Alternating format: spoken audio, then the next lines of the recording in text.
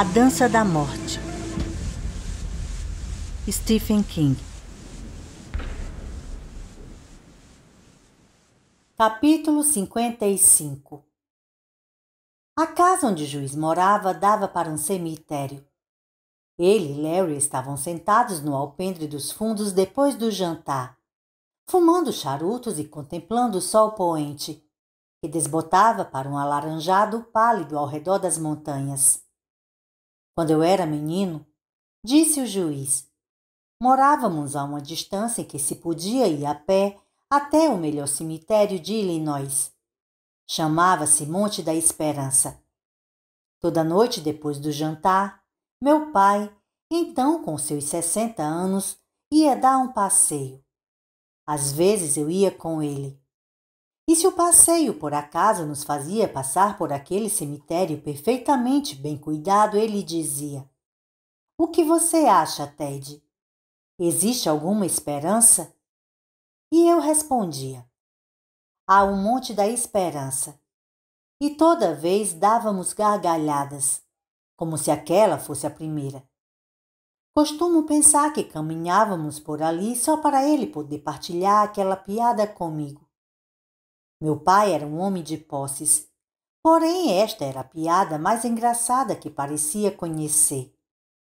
O juiz deu uma baforada, o queixo baixo, os ombros encurvados elevados.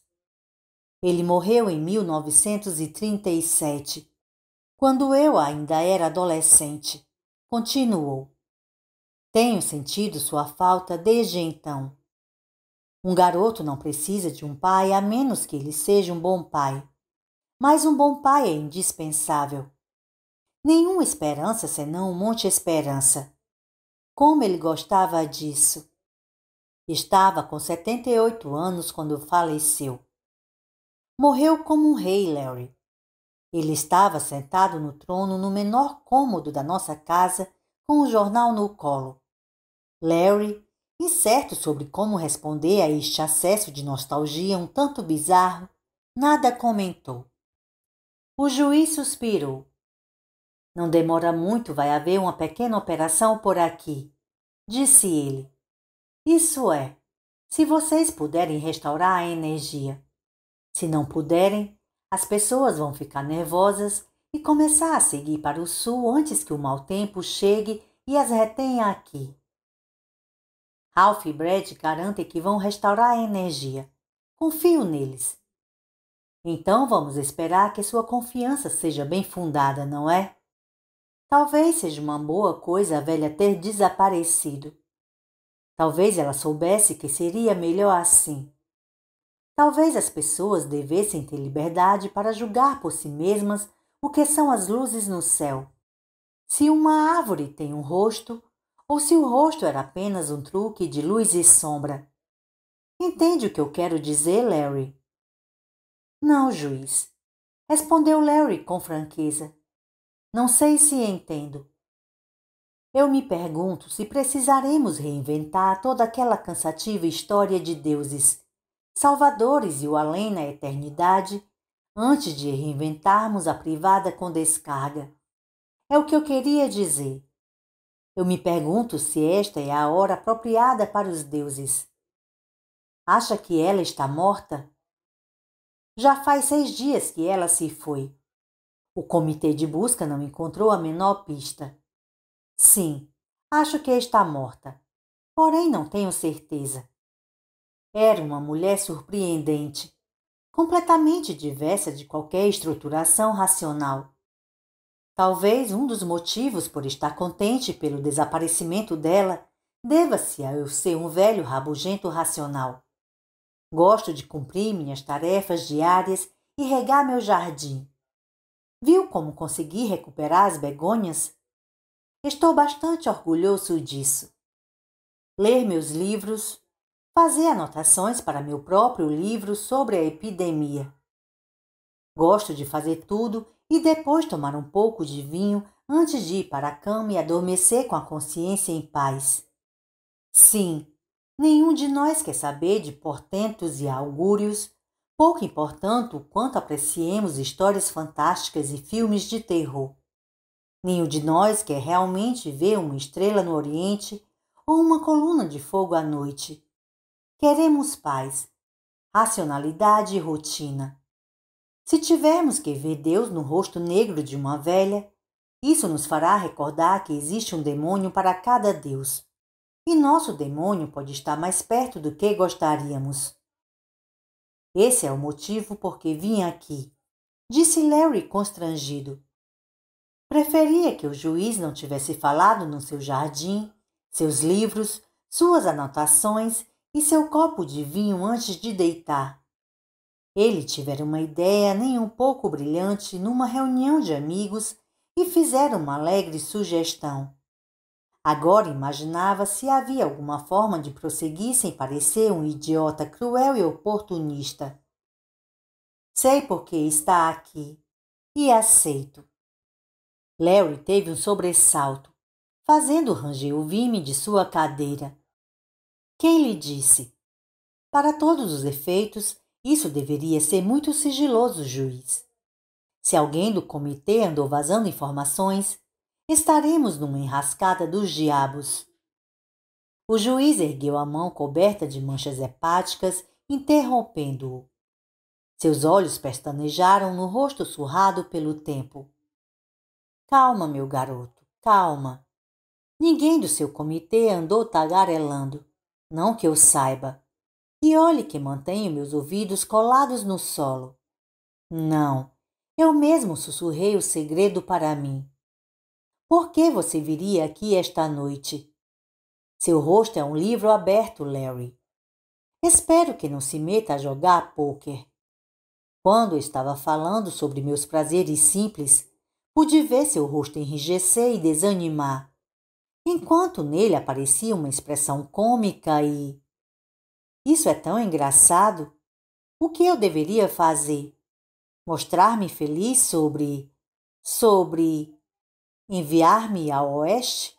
Completou o juiz baixinho. Para espionar a terra, não é isso? Exatamente. Eu me perguntava quanto tempo levaria para a ideia vir à tona. É tremendamente importante, claro, tremendamente necessário que seja garantido à Zona Franca a chance plena de sobreviver. Não fazemos a menor ideia do que está acontecendo lá do outro lado. É como se ele estivesse atuando na face escura da lua. Se é que ele realmente está por lá. Ah, claro que está. Em uma forma ou outra, ele está. Jamais duvide disso. O juiz tirou um cortador de unhas do bolso da calça e começou a aparar as dele. Os pequeninos cliques metálicos do cortador pontuando sua fala. Diga-me uma coisa. O comitê já discutiu o que pode acontecer se concluirmos que a permanência do outro lado é melhor? Se resolvermos ficar por lá? Larry ficou estupefato ante a ideia. Disse ao juiz que, pelo melhor que sabia, a hipótese não ocorrera a nenhum deles. Imagino que ele tenha restaurado a energia elétrica, comentou o juiz com enganosa lentidão. Há uma atração nisso, você sabe. Obviamente, esse tal Ipene se sentiu atraído. Que bons ventos levem quem não presta, replicou Larry, carrancudo. O juiz riu longa e cordialmente. Quando parou, disse: Partirei amanhã. Numa Land Rover, acho. Para o norte de Wyoming e depois para o oeste. Graças a Deus, ainda dirijo bem o suficiente. Cruzarei Idaho em linha reta, rumo ao norte da Califórnia. Posso levar 2 semanas na ida, um pouco mais na volta. Pode haver neve na volta. Sim, discutimos esta possibilidade. Além disso, estou velho. Os velhos são propensos a ataques de coração e de estupidez. Imagino que estejam mandando reforços, não? Bem, não. Creio que você não pode falar sobre isso. Retiro a pergunta. Olhe, o senhor pode recusar. Ninguém está apontando uma arma para sua Está tentando se eximir de sua responsabilidade para comigo? Perguntou o juiz incisivo. Talvez. Talvez eu ache que suas chances de voltar sejam de 1 em 10. E de voltar com informações que nos permitam tomar decisões sejam de 1 em 20. Talvez só esteja tentando dizer, de maneira gentil, que eu poderia ter cometido um erro. Talvez o senhor seja idoso demais. Estou idoso demais para aventuras, disse o juiz, abandonando o cortador de unhas. Mas espero não ser tão velho para fazer o que considero certo. Há uma velha em algum lugar por aí que talvez tenha sofrido uma morte deplorável porque tomou a atitude que considerou correta e que foi levada a isso por uma fantasia religiosa, não duvido. Porém, as pessoas que se empenham em fazer a coisa certa sempre parecem malucas. Eu irei. Passarei frio. Meus intestinos não funcionarão devidamente. Estarei solitário. Sentirei falta das minhas begônias, mas... Ele ergueu os olhos para Larry e suas pupilas reluziram no escuro. Também serei esperto. Acredito que sim, disse Larry e sentiu a ardência das lágrimas nos cantos dos olhos. Como está Lucy? Perguntou o juiz, aparentemente encerrando o assunto da sua partida. Bem, disse Larry, nós dois vamos indo muito bem. Sem problemas? Negativo. Ele respondeu e pensou em Nadine. Algo sobre o desespero dela, da última vez em que a vira, ainda o perturbava profundamente. Você é minha última chance, ela dissera. Um jeito estranho de falar, quase suicida. E que ajuda havia para ela? Psiquiatria? Isso era uma piada. Se o máximo que tinham ali, em termos médicos, era um veterinário, um médico para cavalos. Até mesmo o disque oração sumira do mapa. É bom que você esteja com Lucy, disse o juiz, mas imagino que esteja preocupado com a outra mulher. Sim, estou.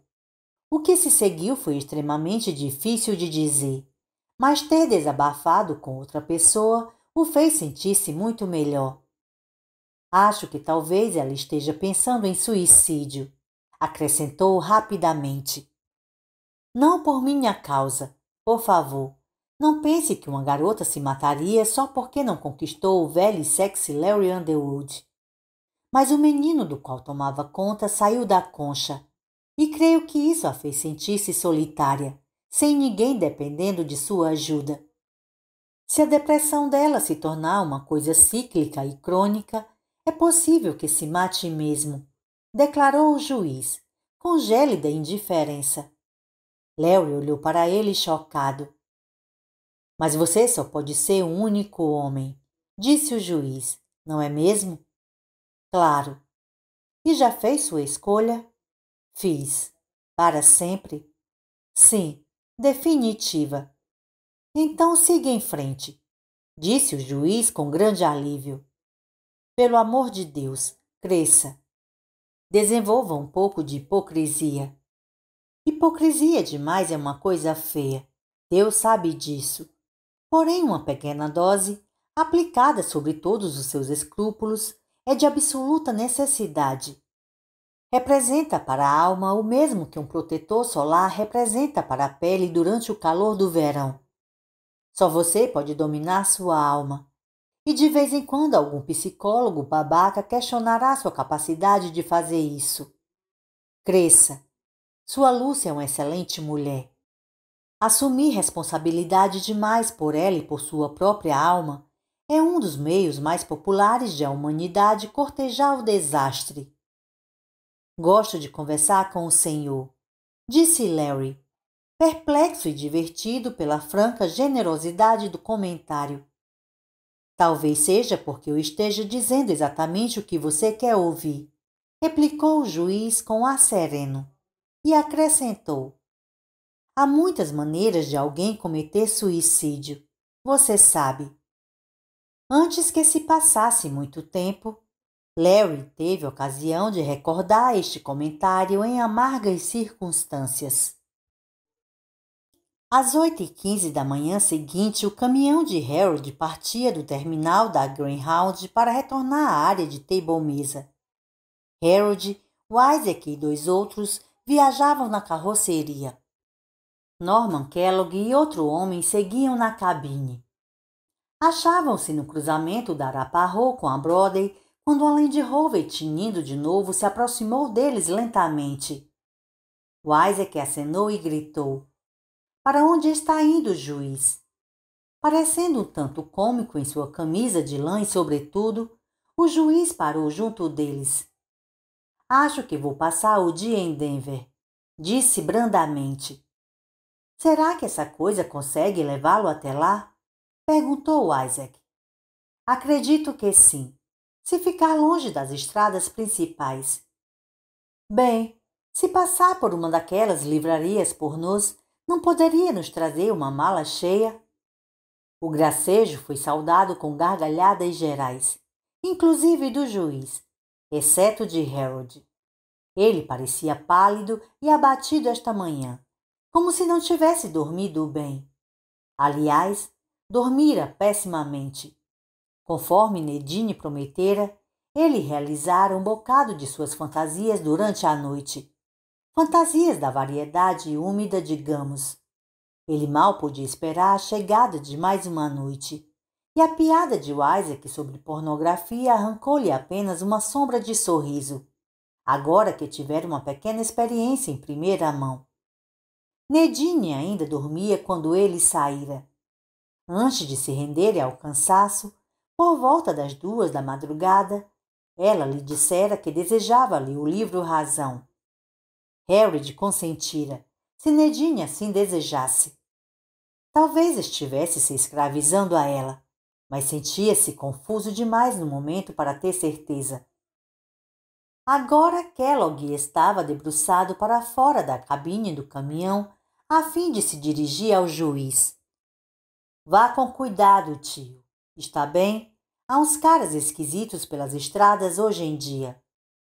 "Há mesmo", replicou o juiz com um sorriso estranho. "E vou mesmo tomar cuidado. Um bom dia para vocês, cavalheiros." "Para você também, Sr. Isaac."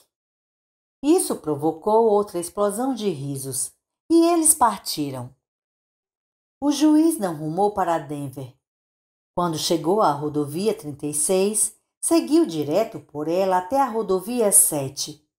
O sol da manhã era brilhante e suave, e nessa estrada secundária não havia excesso de veículos parados bloqueando a passagem. Na cidade de Brighton, a coisa piorou. A certa altura ele teve de abandonar a estrada e dirigir através do campo de futebol do ginásio local, a fim de evitar o engarrafamento colossal. Continuou o rumo leste até chegar à I-25. Ali, uma virada à direita o levaria para Denver. Em vez disso, dobrou à esquerda, para o norte, tomando a rampa de descida. Meio caminho abaixo, pôs a transmissão em ponto morto e tornou a olhar à esquerda, para oeste, onde as rochosas se erguiam serenamente contra o céu azul, com Boulder jazendo na sua base. Ele dissera a Larry que estava velho demais para aventuras, mas que Deus o perdoasse, porque era mentira. Seu coração não batia com esse ritmo rápido por 20 anos. O ar nunca parecera tão doce, as cores nunca tão vívidas. Ele pegaria a I-25 até Cheyenne, e então seguiria para oeste em direção a qualquer coisa que o aguardasse além das montanhas. Sua pele, ressequida pela idade, ainda assim se contraiu e arrepiou um pouco ao pensamento. Seguiria rumo a oeste pela I-80 até Salt Lake City. Depois cruzaria Nevada até Reno. Então rumaria de novo para o norte. Mas isso pouco importava, porque em algum lugar entre Salt Lake City e Reno, talvez até mais cedo, ele seria detido, interrogado e provavelmente mandado para algum lugar a fim de ser interrogado de novo. E em qualquer desses lugares, um convite seria feito. Não era nem mesmo impossível pensar que poderia conhecer o homem escuro pessoalmente. Continue em frente, velho, disse a si mesmo suavemente. Pôs a Rover em movimento e desceu até o posto de pedágio.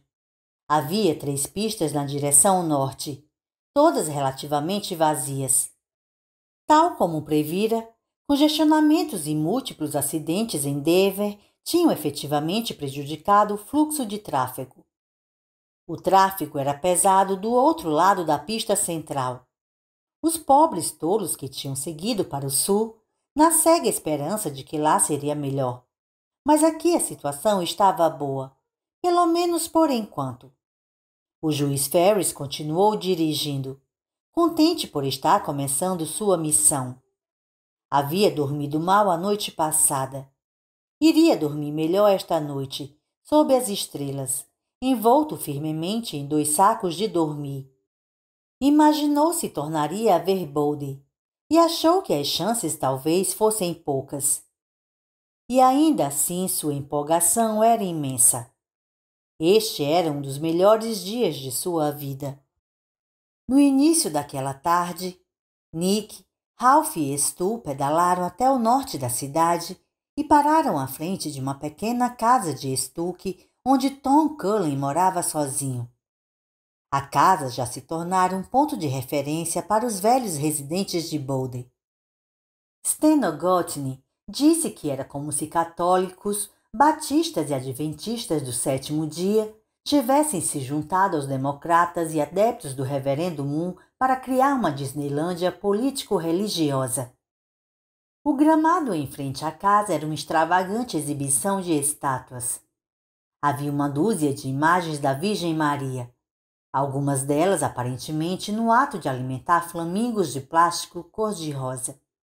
O maior dos flamingos era mais alto do que o próprio Tom e ancorava-se ao solo numa só pata que terminava num espigão de 1,50 m.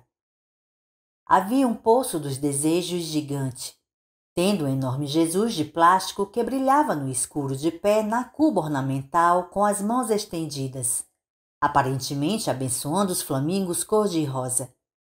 Ao lado do poço dos desejos estava uma enorme vaca de gesso que parecia beber de um chafariz para pássaros. A porta se abriu e Tom saiu ao encontro deles, nu da cintura para cima. Visto de longe, pensou Nick, qualquer um o tomaria como um escritor ou pintor fantasticamente viril, com seus brilhantes olhos azuis e aquela farta barba loiro-arruivada. Visto mais de perto, a impressão mudava para alguém não tanto intelectual, talvez algum tipo de artesão da contracultura que substituíra a originalidade por um estilo cult.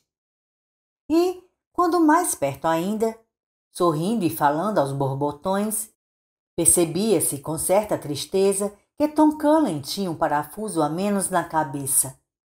Nick sabia que uma das razões pelas quais sentia uma forte empatia por Tom resultava de ele próprio ter sido considerado retardado mental. Primeiro, porque sua deficiência o impedira de aprender a ler e escrever. Depois, porque as pessoas simplesmente achavam que quem era surdo-mudo devia ser mentalmente retardado. Vez por outra, ouvira todas as gírias relativas à condição. Tem um parafuso frouxo. É debilóide, lelé da cuca. Não regula bem das ideias. Sofre da bola. Ele recordou a noite em que parara para tomar cerveja no Zex, a espelunca nos arredores de Choio. A noite em que Ray Butch e seus cumpichas o tinham atacado. O atendente, postado na extremidade do balcão, se inclinou confidencialmente sobre ele para falar a um freguês. Sua mão meio que tapava a boca, de modo que Nick só pôde captar fragmentos do que ele dizia. Nick, porém, não precisava adivinhar muito mais do que isso. Surdo-mudo, talvez retardado. Quase todos esses caras são retardados. Mas, entre todas as expressões feias aplicadas ao retardo mental, havia uma que se encaixava à perfeição em Tom Cullen. Era uma que Nick aplicara a ele com frequência e com grande compaixão no silêncio de sua própria mente. A frase era: ele não está jogando com um baralho completo. Isso era o que havia de errado com Tom. Era o que o prejudicava. E o lamentável caso de Tom era que faltavam muito poucas cartas. E cartas não muito valiosas, afinal. Mas sem aquelas cartas, ele não podia fazer um bom jogo. Qualquer jogo. Não se podia nem jogar paciência sem aquelas cartas no baralho. Nick, estou tão contente em te ver. Minha nossa, como estou? Tom Cullen está muito contente. Passou os braços pelo pescoço de Nick e o abraçou com força. Nick sentiu seu olho ruim umedecer com lágrimas por trás da venda preta que ainda usava em dias ensolarados como aquele. E Ralph também veio. E esse outro? Você, como é mesmo? Sou... Começou estou. Mas Nick o silenciou com um brusco gesto cortante da mão esquerda. Ele andara praticando mnemônica com Tom e parecia funcionar. Se a pessoa pudesse associar alguma coisa que conhecesse com o nome que queria lembrar, isso com frequência acendia uma luz e ela lembrava. Rude havia praticado isso com Nick em todos aqueles anos atrás. Ele agora tirou seu bloco do bolso e escreveu nele. Depois o passou para Ralph para que lesse em voz alta. Franzindo um pouco o senho, Ralph assim o fez.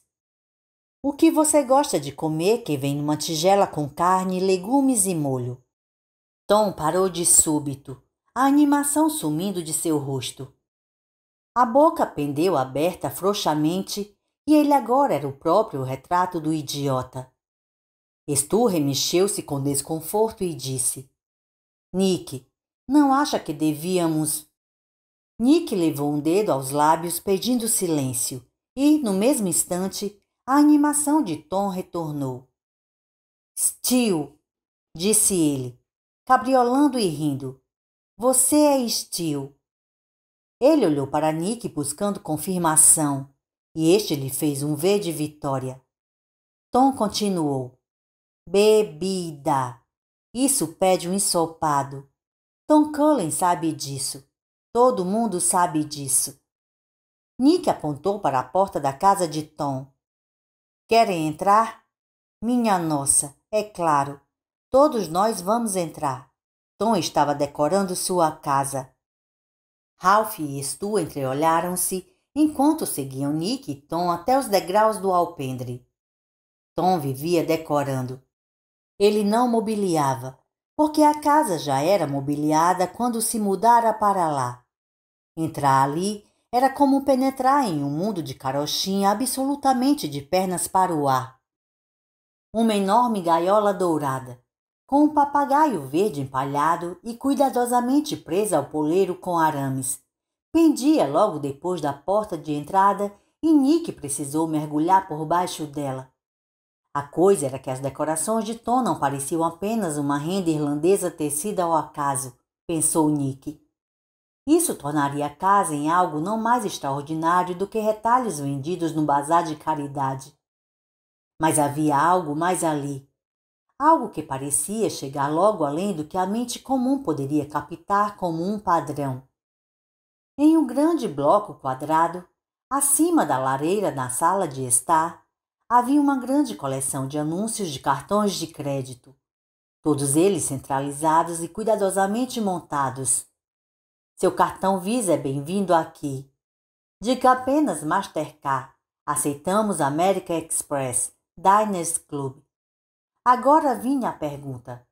Como é que Tom sabia que todos aqueles anúncios faziam parte de um conjunto específico? Ele não sabia ler, mas, de algum modo, captara o padrão. Assentado sobre a mesinha de centro, havia um grande hidrante de isopor.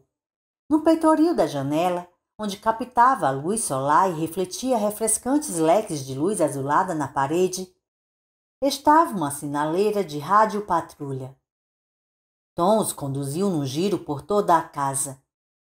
A sala de jogos no térreo estava repleta de pássaros e animais empalhados que Tom descobrira numa loja de taxidermia.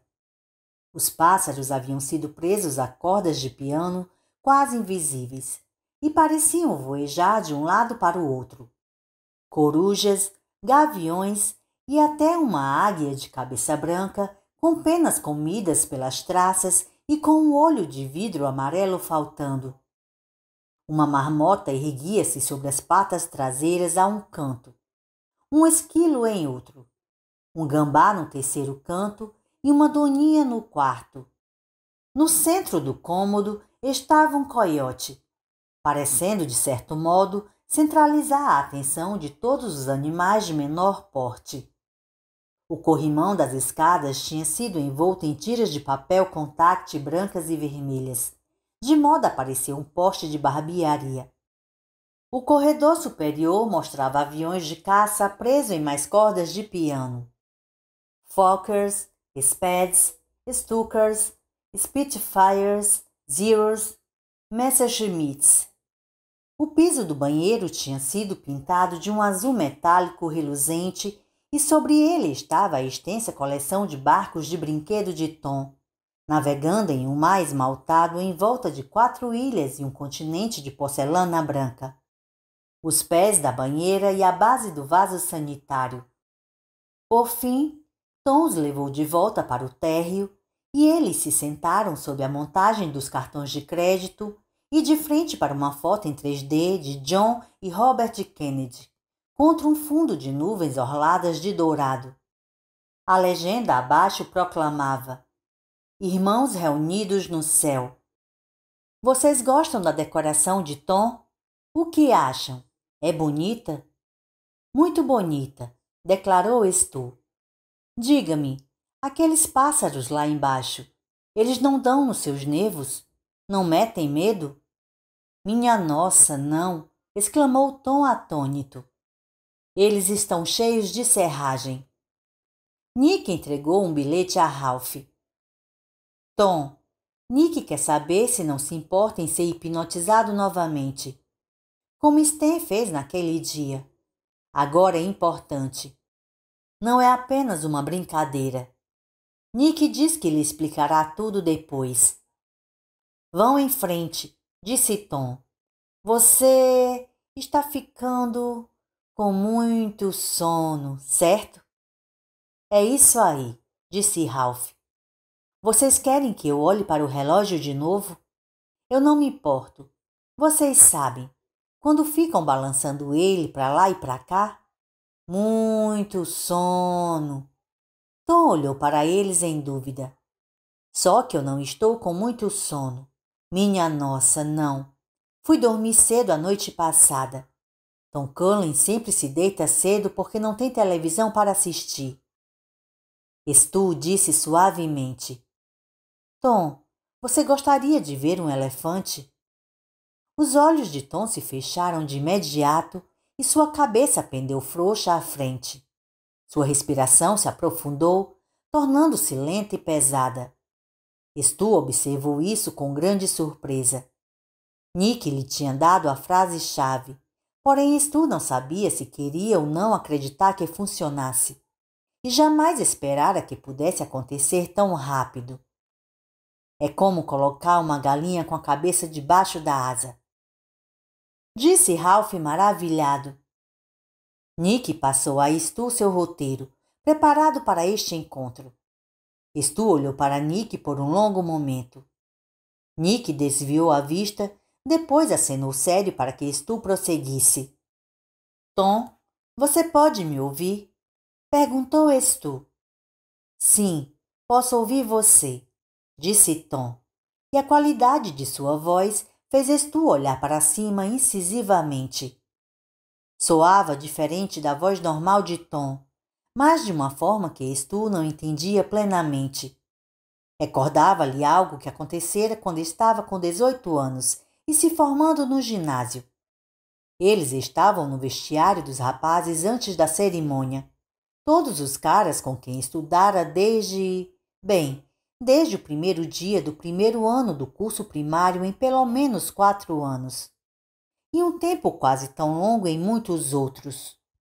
E apenas por um momento ele vira o quanto seus rostos tinham mudado entre aqueles velhos dias, aqueles primeiros dias. E aquele momento de percepção, de pé sobre o piso de ladrilhos do vestiário com a beca nas mãos. A visão da mudança lhe deu calafrios à ocasião e lhe produzia o mesmo efeito agora.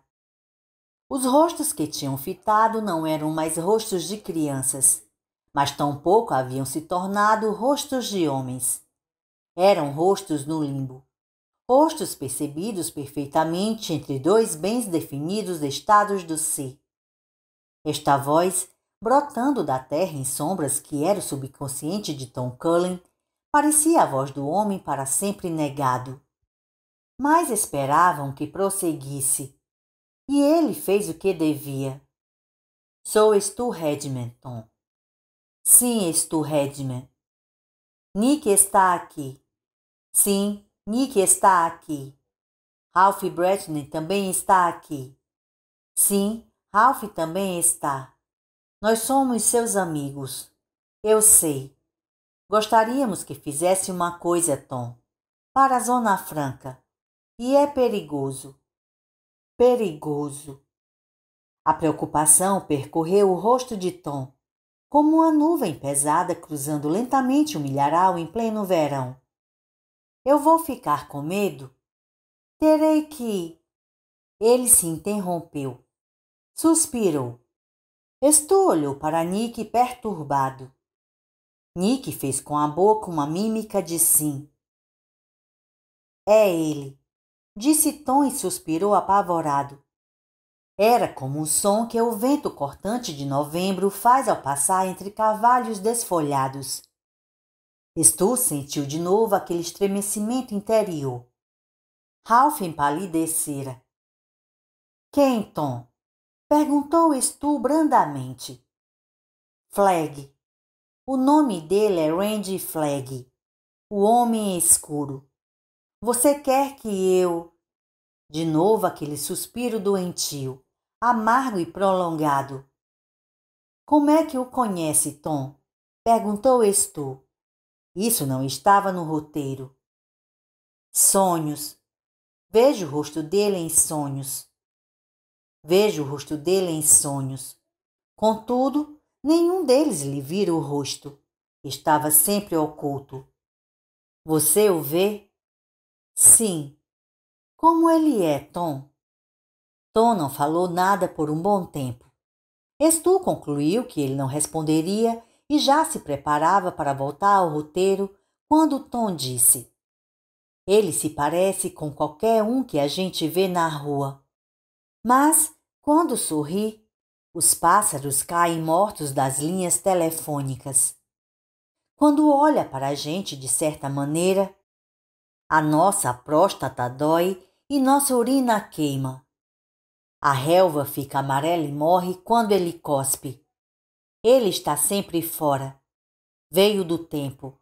Não sabe quem é. Tem o nome de 1000 demônios. Jesus o jogou em meio a uma vara de porcos certa vez. Seu nome é Legião. Ele tem medo de nós. Estamos dentro. Conhece magia. Pode chamar os lobos e viver nos corvos. É o rei de lugar nenhum. Mas tem medo de nós. Tem medo do... dentro. Tom silenciou. Os outros 3 se entreolharam, pálidos como um mármore de sepultura. Ralph havia tirado o chapéu da cabeça e o amassava convulsivamente nas mãos. Nick pusera uma das mãos sobre os olhos. A garganta de Stu parecia ter se transformado em gelo seco. Seu nome é Legião. Ele é o rei de lugar nenhum. Pode me dizer mais alguma coisa sobre ele? Perguntou Stu em voz baixa. Só que também tenho medo dele. Mas vou fazer o que vocês querem. Porém, Tom está morrendo de medo. e tornou a soltar aquele suspiro pavoroso. Tom, disse Ralph de súbito, você sabe se mãe Abigail... Sabe se ela ainda está viva? Ralph tinha o rosto desesperadamente tenso. O rosto de um homem que aposta tudo numa só cartada. Ela está viva, disse Tom. E Ralph reclinou-se na cadeira, tomando uma grande inspiração de ar. Mas ainda não está de bem com Deus, acrescentou Tom. Não está de bem com Deus? Por que não, Tommy? Ela está no deserto. Deus a levou até o deserto. Ela não teme o terror que voa ao meio-dia, nem o terror que rasteja à meia-noite, nem a serpente a pica, nem a abelha a ferroa. Mas ela ainda não fez as pazes com Deus. Não foi a mão de Moisés que tirou água da pedra. Não foi a mãe de mãe Abigail que enxotou as doninhas com as barrigas vazias. Ela tem de ser punida. Ela verá, mas verá tarde demais. Haverá morte, a morte dele. Ela morrerá do lado errado do rio. Ela... Faça-o parar, gemeu Ralph. Pode fazer isso? Tom, disse tu. Sim. Você é o mesmo Tom que Nick conheceu em Oklahoma? Você é o mesmo Tom que conhecemos quando está acordado? Sim, mas sou mais do que aquele Tom. Não entendi. Tom se moveu ligeiramente. O rosto adormecido era calmo. Eu sou o Tom de Deus. Totalmente acovardado agora, Stu quase deixou os bilhetes de Nick caírem no chão. Você disse que fará o que quisermos. Sim. Mas entenda, você acha que voltará? Isso é uma coisa que não posso ver nem dizer. Para onde é que eu vou? Para o oeste, Tom. Tom gemeu. Foi um som que arrepiou os cabelos na nuca de Stu. Para o que nós o estamos enviando? Talvez ele soubesse. Talvez tivesse estado lá, só que em Vermont, em labirintos de corredores, onde o eco dava a impressão de que passadas o seguiam e se aproximavam. Para o oeste, disse Tom. Oeste, sim. Estamos enviando você para espiar, Tom. Espiar e observar. Depois voltará para cá. Voltarei para contar. Pode fazer isso? Posso. A não ser que me peguem e me matem. Stu pestanejou. Todos pestanejaram. Você irá sozinho, Tom. Sempre para o oeste. Pode achar o caminho do oeste? É onde o sol se põe. Exato. E, se alguém perguntar por que está lá, deverá dizer que o expulsaram da Zona Franca. Me expulsaram. Expulsaram Tom. Me mandaram para a estrada.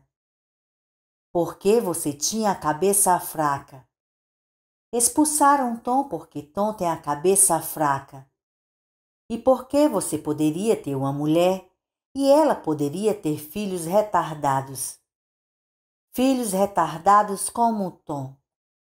O estômago de Stu rolava para frente e para trás sem que ele nada pudesse fazer. Sua cabeça era como um pedaço de ferro que houvesse aprendido a suar. Como se estivesse padecendo de uma terrível e debilitante ressaca. Agora repito o que irá dizer se alguém perguntar por que você está no oeste. Que expulsaram Tom porque Tom tinha a cabeça fraca. Minha nossa, sim. Tinham medo que eu ficasse com uma mulher, do jeito que vocês fazem com o pau nelas quando vão para a cama, e fazer filhos retardados nelas. Está certo, Tom. Está... Me expulsaram. Continuou ele na sua voz lamentosa. Expulsaram Tom de sua linda casa e botaram os pés dele na estrada. Stu passou a mão trêmula sobre os olhos. Depois olhou para Nick, que pareceu dobrar, e a seguir triplicar em sua visão. Nick, não sei como terminar, disse desalentado. Termine, disse Tom inesperadamente. Não me deixe aqui fora, no escuro. Esforçando-se, Stu continuou. Tom, você sabe como é a lua cheia? Sei, grande e redonda. Não se trata da metade da lua, nem da maioria da lua. Não, disse Tom. Quando vir aquela lua grande e redonda, você voltará para o leste. Voltará para nós, para sua casa, Tom. Sim, quando eu vi a lua grande, voltarei, concordou Tom. Voltarei para casa. E, quando estiver voltando para casa, você vai viajar à noite e dormir de dia. Viajar à noite e dormir de dia. Exato. E faça o possível para ninguém ver você. Ninguém me vê. Mesmo assim, Tom, alguém poderia vê-lo. Alguém poderia. Se for só uma pessoa a vê-lo, Tom, você deve matá-la. Matá-la, repetiu Tom em dúvida. Se for visto por mais de uma, fuja. Fuja, disse Tom, mais confiante. Mas tente fazer tudo para não ser visto. Pode repetir tudo isso? Sim, voltar com a lua grande. Não a meia-lua, nem aquela que parece uma lasca de unha. Viajar à noite, dormir de dia. Não deixar ninguém me ver. Se uma pessoa me vir, matá-la. Se for mais de uma, fugir. Mas fazer tudo para ninguém me ver. Está muito bom. Agora quero você acordando em poucos segundos, ok? Ok. Quando eu perguntar sobre o elefante, você acorda, certo? Certo. Stu recostou-se com um longo e trêmulo suspiro. Graças a Deus acabou. Nick concordou com o olhar. Você sabia que poderia acontecer, Nick? Nick sacudiu a cabeça. Como Tom poderia saber aquelas coisas? Murmurou Stu. Nick apontou para o bolso. Stu o devolveu, contente por se livrar dele. Seus dedos suados haviam molhado tanto a página com o roteiro escrito de Nick a ponto de deixá-la transparente. Nick escreveu no bloco e o entregou para Ralph ler. Ralph o fez com os lábios se movendo lentamente e depois o passou a Stu. Através da história, alguns povos consideram os insanos e retardados bem próximos do divino. Não creio que ele nos contou alguma coisa que possa ter utilidade prática para nós, mas sei que me deixou um bocado assustado. Magia, ele disse. Como é que se combate a magia? Está além do meu entendimento, isso tudo, murmurou Ralph. Aquelas coisas que ele disse sobre mãe Abigail, nem mesmo sei se quero pensar sobre elas. Acorde-o, Stu, e vamos logo embora daqui. Ralph estava à beira das lágrimas. Stu inclinou-se de novo à frente. Tom? Sim. Gostaria de ver um elefante? Os olhos de Tom se abriram de imediato e ele olhou em torno para eles. Eu falei a vocês que não ia dar certo, disse ele. Minha nossa, não. Tom não fica com sono no meio do dia. Nick entregou uma folha a Stu, que renunciou para ela e depois falou a Tom. Nick diz que você esteve ótimo. Estive? Eu plantei bananeira como antes? Com uma pontada de amarga vergonha, Nick pensou. Não, Tom. Você fez um punhado de truques ainda melhores desta vez. Não, disse Stu. Tom, viemos perguntar se você poderia nos ajudar. Eu? Ajudar? Claro, adoro ajudar. Isso é perigoso, Tom. Queremos que você vá para o oeste. Depois volte e nos conte o que viu por lá. Tudo bem, disse Tom sem a menor hesitação. Mas Stu pensou ter visto uma sombra momentânea cruzar o rosto de Tom. e se prolongar por trás de seus sinceros olhos azuis. Quando? Stu pôs gentilmente a mão no pescoço de Tom e se perguntou o que diabo estava fazendo ali. Como alguém podia imaginar essas coisas se não era a mãe Abigail, nem tinha uma linha direta com o céu? Em breve, disse ele gentil, muito em breve. Quando Stu regressou ao apartamento, Franny estava preparando o jantar. Harold esteve aqui, disse ela. Perguntei se queria ficar para jantar, mas ele recusou. Ah! Ela o fitou mais detidamente. Stuart Redman, que bicho te mordeu? Um bicho chamado Tom Cullen, acho. E então lhe contou tudo. Sentaram-se para jantar. O que significa tudo isso? Perguntou Fran. Seu rosto estava pálido e ela de fato não comia, empurrando a comida de um lado para o outro do prato. Raios me partam se eu souber, respondeu Stu. É uma espécie de premonição, acho. Não sei por que deveríamos rejeitar a ideia de Tom Cullen tendo visões enquanto está sob hipnose. Não depois dos sonhos que todos nós tivemos a caminho daqui. Se os sonhos não foram um tipo de premonição, não sei mais o que foram. Mas parecem tão distantes agora. Pelo menos assim acho. É, eu também. Concordou Stu e percebeu que estava empurrando sua comida no prato. Olhe, Stu, sei que concordamos em não falar sobre os assuntos do comitê fora das reuniões, se pudermos evitar. Você disse que ficaríamos arengando o tempo todo e provavelmente estava certo. Eu não disse uma palavra sobre transformarem você no xerife Dillon depois da reunião do dia 25, disse. Ele sorriu brevemente. Não, você não disse, Franny. Mas tenho de perguntar se vocês ainda acham uma boa ideia enviar Tom Cullen para o oeste, depois de tudo que aconteceu esta tarde. Não sei, disse Stu, empurrando o prato quase intocado. Levantou-se, foi até o aparador e pegou um maço de cigarros.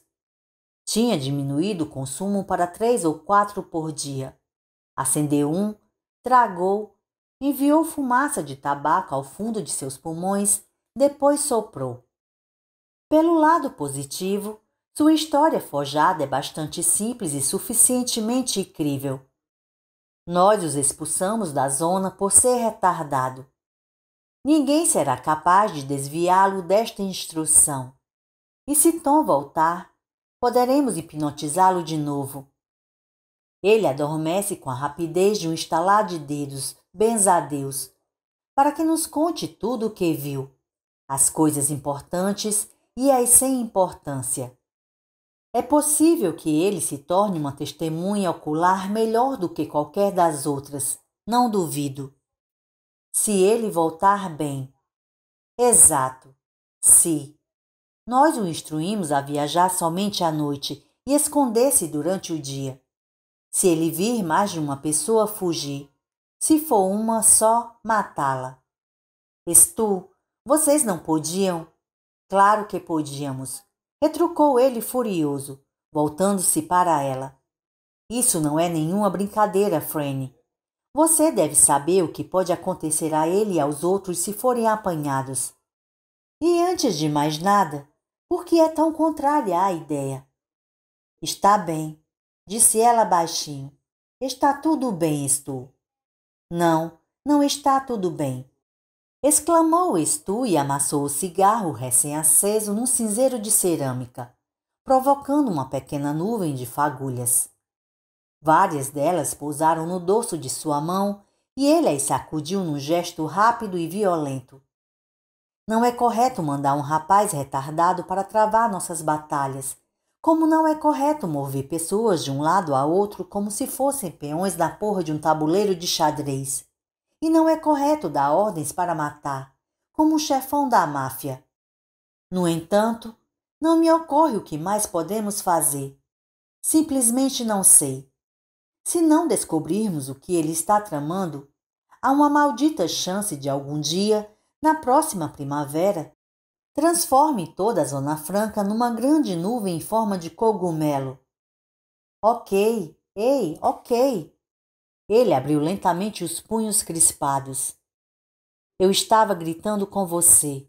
Desculpe, não tinha o direito de fazer isso, Franny.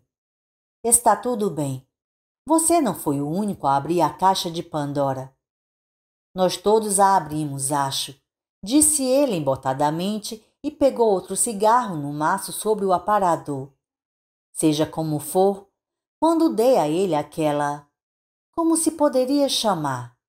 Bem, quando falei que ele devia matar a qualquer um que cruzasse seu caminho, vi que Tom franziu um pouco o rosto. Foi uma expressão que logo desapareceu. Nem sei se Nick e Ralph notaram. Mas eu percebi. Foi como se Tom pensasse: ok, entendo o que vocês querem, mas agirei à minha moda quando chegar a hora. Já li que não se pode induzir uma pessoa hipnotizada a fazer algo que não faria quando desperta, disse Fran. Uma pessoa não iria contrariar seu próprio código moral só porque lhe disseram para fazê-lo sob hipnose. Stu assentiu. Sim, eu estava pensando nisso. E se o tal Flag dispôs toda uma linha de piquetes ao longo de toda a parte leste de sua fronteira? Eu o faria, se fosse ele. Se Tom se deparar com esses piquetes ao seguir para o oeste, ele tem a sua história de cobertura. Mas, se estiver voltando para leste, será uma questão de matar ou morrer. E se Tom não matar, será como um pato derrubado numa barraca de tiro ao alvo num parque de diversões. Talvez você esteja preocupado demais com essa parte da coisa, comentou Franny. Quero dizer, se houver essa linha de piquetes, seria uma linha muito fraca, não acha? Certo. Um homem a cada 80 quilômetros, algo mais ou menos assim. E isso se ele contar com 5 vezes mais gente do que nós. Então, a menos que eles já disponham de algum equipamento muitíssimo sofisticado, instalado e funcionando, algo como radar, infravermelho e coisas tais, como vemos nos filmes de espionagem, Tom não poderia simplesmente passar através dos piquetes? É com isso que estamos contando. Mas você não está com a consciência em paz, disse ela suave. E não seria de se esperar? Bem, mudando de assunto. O que é que Harold queria, querida? Ele deixou um monte daqueles mapas de pesquisa, de áreas onde seu comitê de busca procurou por mãe Abigail. De qualquer modo, além de supervisionar o comitê de busca, Harold esteve trabalhando com aquelas equipes de sepultamento. Parecia muito cansado, mas não apenas por suas obrigações para com a Zona Franca. Ele também esteve trabalhando em algo mais, parece. No quê? Harold arranjou uma mulher. Stu ergueu as sobrancelhas. Acho que foi por isso que não aceitou o convite para jantar. Você pode adivinhar quem é ela? Stu semi-cerrou os olhos em direção ao teto. Ora, com quem Harold poderia estar trepando? Deixe-me ver. Bem, é uma ótima maneira de descrever a situação. O que você acha que nós estamos fazendo? Ela lhe deu um tapa de brincadeira e Stu recuou, rindo. Divertido, não é? Pois desisto. Quem é? Nadine Cross. Aquela mulher com os fios brancos no cabelo? A própria. Puxa, ela deve ter o dobro da idade dele. Duvido muito que Harold se preocupe com isso a esta altura do relacionamento deles, disse Fran. Larry sabe? Não sei e pouco estou ligando. Nadine Cross não é a garota de Larry agora, se é que algum dia foi. É, disse Stu. Estava contente por Harold ter encontrado para si um pequeno caso amoroso, mas não ficou muito interessado no assunto. Seja como for, como é que Harold se sente em relação ao comitê de buscas? Ele deu alguma pista? Bem, você conhece Harold. Ele sorriu um bocado, mas não está mais tão esperançoso. Acho que é por isso que tem se dedicado mais ao serviço de sepultamentos. Sabia que agora o estão chamando de Falcão? É mesmo? Foi o que ouvi hoje. Só soube de quem estavam falando depois que perguntei. Ela ficou pensativa por um instante e depois riu. Qual é a graça? Perguntou Stu. Fran espichou os pés calçados de tênis. Nas solas havia desenhos de círculos e linhas. Ele elogiou meus tênis. Não é um maluco? Você é que é maluca, disse Stu rindo. Harold acordou pouco antes do alvorecer com uma dor entorpecida, mas não inteiramente desagradável na virilha. Tremeu um pouco ao se levantar. Estava ficando nitidamente mais frio a cada manhã, embora fosse 22 de agosto e o outono ainda estivesse a um mês de distância. No entanto, havia calor abaixo de sua cintura. Ah, como havia! Bastava olhar para a curva deliciosa das nádegas dela, envoltas naquelas diminutas calcinhas transparentes enquanto ela dormia, para excitá-lo consideravelmente. Nadine não se importava se ele a acordasse. Bem, talvez se importaria, mas não objetaria. Harold ainda não fazia ideia do que poderia haver por trás daqueles olhos escuros. Também a temia um pouco. Em vez de acordá-la, ele se vestiu silenciosamente. Não queria perder tempo com Nadine, por mais que a ideia lhe apetecesse. O que precisava fazer era ir sozinho a algum lugar e refletir. Parou à porta, inteiramente vestido, carregando as botas na mão esquerda. Entre a ligeira friagem do quarto e o ato prosaico de se vestir, o desejo o havia abandonado. Agora podia sentir o cheiro daquele aposento, um cheiro que nada tinha de agradável. Era uma coisinha de nada, Nadine dissera. Uma coisa que podiam dispensar. Talvez fosse verdade. Nadine sabia fazer coisas inacreditáveis com a boca e com as mãos. Porém, se fosse uma coisinha de nada, por que o quarto conservava aquele cheiro rançoso e ligeiramente acre, que ele associava ao prazer solitário de todos os seus anos negativos? Talvez você queira que sejam negativos. Pensamento perturbador. Ele saiu, fechando a porta silenciosamente atrás de si. Os olhos de Nadine se abriram no momento em que a porta foi fechada.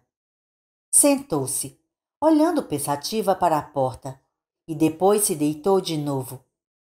Seu corpo doía num lento e insaciável ciclo de desejo. Era quase como cólicas menstruais. Se fosse uma coisa tão pequena, pensou ela, sem a menor ideia do quanto seus pensamentos eram próximos dos de Harold, por que se sentia assim? A certa altura da noite passada, ela tivera de morder os lábios para abafar os gritos. Pare de ficar embromando e me enfia logo esta coisa. Está me ouvindo? Matt, me enche com isso. Você acha que o que está fazendo é de algum benefício para mim? Enfie essa coisa em mim e seja o que Deus quiser. Ou eu, pelo menos, para acabar com esse jogo maluco. Ele estivera com a cabeça enfiada entre as pernas dela, fazendo estranhos ruídos de desejo. Ruídos que teriam sido cômicos se não fossem tão honestamente urgentes, quase selvagens. E ela olhava para cima, aquelas palavras tremendo por trás de seus lábios.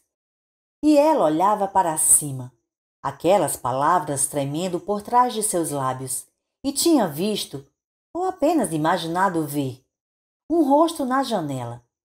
Num instante, o fogo de seu próprio desejo tinha se transformado em cinzas frias.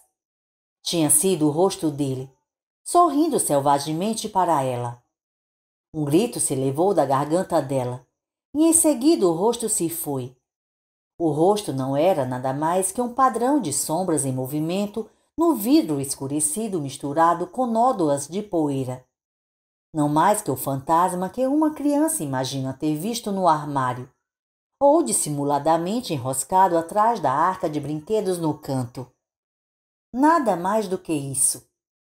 Só que havia mais, e nem mesmo agora, à primeira luz fria racional do alvorecer, ela poderia fingir ter sido de outra maneira. Seria perigoso fingir que havia sido de outra maneira. Tinha sido ele. E ele a havia avisado. O futuro marido estava observando sua prometida. E a noiva deflorada seria a noiva repelida. Olhando para o teto, ela pensou. Chupei a pica dele. Mas isso não é defloramento. Deixei que me enrabasse. Mas isso também não é defloramento. Visto-me para ele que nem uma puta barata rodando bolsinha. Mas que mal há nisso? Era o suficiente para fazê-la especular que tipo de homem era realmente seu noivo. Nadine ficou olhando para o teto por um tempo muito longo. Harold preparou o café instantâneo. Bebeu com uma careta e depois, pegando 2 pop-tarts frios, seguiu para a entrada da casa. Sentou-se nos degraus e comeu enquanto o amanhecer rastejava através da terra. Em retrospecto, os 2 últimos dias tinham-lhe parecido um louco desfile de carnaval. Tudo era um borrão de caminhões alaranjados. O Isaac batendo-lhe no ombro e chamando-o de Falcão. Todos agora o chamavam assim. Cadáveres numa série bolorenta e interminável. E depois a volta para casa, afastando-se de toda aquela mortandade para um fluxo incessante de sexo curioso. O suficiente para deixar qualquer um zonzo.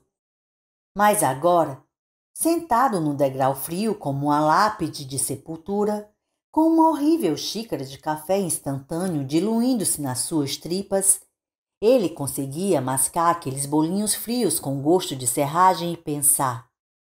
Sentia a cabeça arejada, lúcida, depois de um período de insanidade. Ocorreu-lhe que, para alguém que sempre se considerara um homem de Cro-Magnon em meio a um rebanho de ruidosos neandertais, ultimamente se dedicava muito pouco a uma boa meditação. Vinha sendo conduzido não pelo nariz, mas pelo pênis. Voltou a mente para Franny Goldsmith enquanto desviava o olhar das Flatirons. Foi ela quem estivera na sua casa naquele dia. Agora tinha certeza. Ele a visitara no apartamento onde vivia com Redman com um pretexto, mas na realidade querendo dar uma espiada no tipo de calçado que usava. Por acaso Franny calçava os mesmos tênis cujo solado combinava com a pegada que ele encontrara no piso de seu porão. Círculos e linhas em vez do costumeiro padrão confuso e zigue-zagueante. Sem sombra de dúvida, garota. Achou que poderia resolver a questão sem muita dificuldade. De algum modo, Fran descobrira que Harold havia lido seu diário. Ele devia ter deixado uma mancha ou marca em alguma página. Talvez mais de uma. Assim, ela fora à casa dele em busca de algum indício de como se sentia após ter lido o que lera. Talvez alguma coisa anotada. Havia, claro, seu livro Razão. Mas Fran não o encontrara. Disso Harold tinha certeza. O livro Razão dizia claramente que pretendia matar Stuart Redman. Se ela houvesse descoberto algo semelhante, teria contado a Stu. E mesmo não contando, Harold não acreditava que pudesse tê-lo acolhido com tanta naturalidade quando a visitara no dia anterior. Terminou o último pop-tart fazendo uma careta ao seu sabor frio e ao mais frio ainda do recheio de gelatina. Decidiu caminhar até o terminal de ônibus, em vez de pegar a motocicleta. Na volta para casa podia pegar uma carona com Ted Isaac ou Norris. Pôs-se a caminho, puxando o zíper do blusão leve até o queixo para se proteger da friagem que iria desaparecer em mais ou menos 1 hora. Passou pelas casas vazias de persianas arriadas e uns 6 quarteirões abaixo, na Arapahoe, começou a ver um X marcado grosseiramente a giz em uma porta após outra. Mais uma vez, ideia sua. O comitê de sepultamentos já checara todas aquelas casas marcadas das quais haviam sido recolhidos todos os cadáveres. X, uma marca de eliminação. As pessoas que tinham vivido naquelas casas agora já haviam partido para todo sempre. Dentro de mais um mês, aquele X estaria por toda a Bode, assinalando o fim de uma era. Era hora de pensar e pensar cuidadosamente. Parecia que havia, de fato, parado de pensar desde que conhecera Nadine, mas talvez tivesse parado antes mesmo disso. Li o diário dela porque me sentia magoada e com ciúmes, pensou. Então ela invadiu minha casa, quem sabe à procura do meu próprio diário, mas não o encontrou.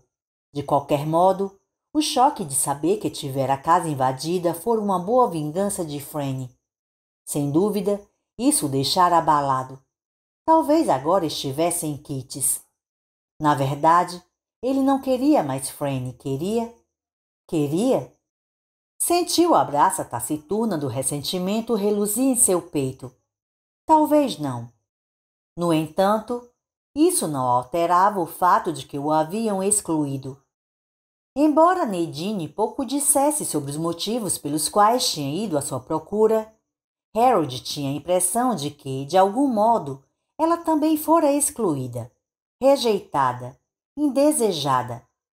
Formavam uma dupla de intrusos, e intrusos tramam conspirações. Talvez seja a única coisa que os mantenham lúcidos. Lembre-se de anotar isso no livro Razão, pensou Harold, já quase no centro da cidade agora. Havia toda uma legião de forasteiros no outro lado das montanhas. E, quando há forasteiros suficientes em um só lugar, ocorre uma osmose mística e de repente você é acolhido. Acolhido no interior, onde está quente. Parece uma coisa de nada, estar do lado de dentro, onde existe calor. Mas na verdade é uma coisa muito importante. Talvez a coisa mais importante do mundo. Talvez ele não desejasse ficar quite. Talvez não quisesse ficar num empate. Talvez não quisesse ter como atividade rodar num caminhão recolhendo mortos e receber cartas vazias de agradecimentos por suas ideias. Enquanto espera 5 anos até que Batman se aposente do precioso comitê deles para que possa ter sua oportunidade de participar. Mas e se decidissem excluí-lo novamente? A brasa do ressentimento agora cintilava com mais fulgor. Pensar, claro, pensar. Isso era fácil de dizer, e às vezes até mesmo de fazer.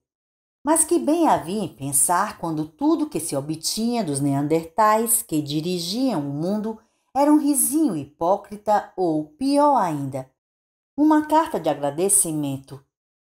Chegou ao terminal. Ainda era cedo. Ninguém tinha chegado. Havia um aviso na porta, anunciando que no dia 25 aconteceria outra Assembleia Pública. Assembleia Pública? Era uma porra de um circo público, isso sim.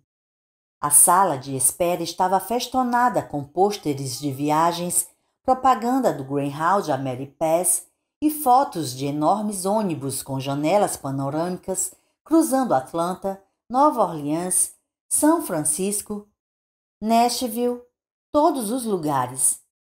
Sentando-se, Harold ficou olhando, no ar frio da manhã, para as máquinas apagadas de fliperama, a máquina automática de coque de café, que também oferecia uma xícara de sopa Lipton, que cheirava vagamente a peixe morto.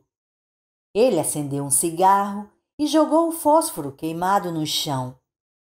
Eles haviam adotado a Constituição. Uau! Tudo muito formal e respeitável. Tinham até cantado a porra do hino nacional, pelo amor de Deus. Mas e se Harold Lauder tivesse se levantado? Não para oferecer algumas sugestões, mas para dizer a eles os fatos da vida.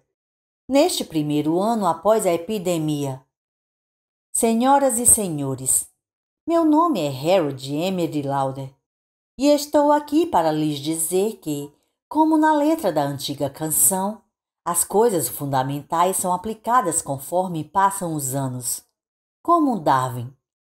Da próxima vez em que se levantarem para cantar o hino nacional, amigos e vizinhos, saquem isso. Nossa nação está morta, para lá de morta. Tão morta como Jacob Marley, como Buddy Holly, o Big Bobby e Harry S. Truman. Mas os princípios enunciados em primeira mão pelo Sr. Darwin continuam bem vivos. Tão vivos como o fantasma de Jacob Marley esteve para Ebenezer Scrooge. Enquanto os senhores meditam na beleza das normas constitucionais, dediquem algum tempo para pensar em Randall Flagg, o homem do Oeste. Duvido muito que ele tenha tempo a perder com Assembleia Pública e ratificações e debates sobre o verdadeiro significado de um pêssego no melhor estilo liberal. Em vez disso, ele tem se concentrado em coisas básicas, no seu Darwin, preparando-se para limpar o grande balcão de fórmica do universo com seus cadáveres. Senhores e senhoras, permitam-me sugerir que, enquanto tentam religar a eletricidade e fazer com que um médico descubra nossa feliz colmeiazinha, ele pode estar ansiosamente procurando alguém com um brevet de piloto que possa sobrevoar Boulder na melhor tradição de Francis Gary Powers. Enquanto debatemos o intrigante tema de quem fará parte do Comitê de Limpeza de Ruas, ele já providenciou a criação de um Comitê de Limpeza de Armas, para não falar em canhões, bases de mísseis e talvez até mesmo um centro de guerra bacteriológica, o que é uma das coisas que tornam este país grandioso. Que país! Ha, ha! Mas os senhores hão de convir que, enquanto estamos ocupados em colocar nossas carroças em círculos, esperando um ataque de índios, ele está... Ei, Falcão, você madrugou? Harold ergueu os olhos sorrindo. Bem, pensei que podia ganhar 1 hora extra, disse ele para o Isaac. Marquei o seu cartão de ponto logo que cheguei. Você já ganhou 6 paus. O Isaac riu. Você é uma figuraça, Falcão. Sabia disso? Sou mesmo, concordou Harold, ainda sorrindo. Recomeçou a amarrar as botas. Um tremendo figuraça.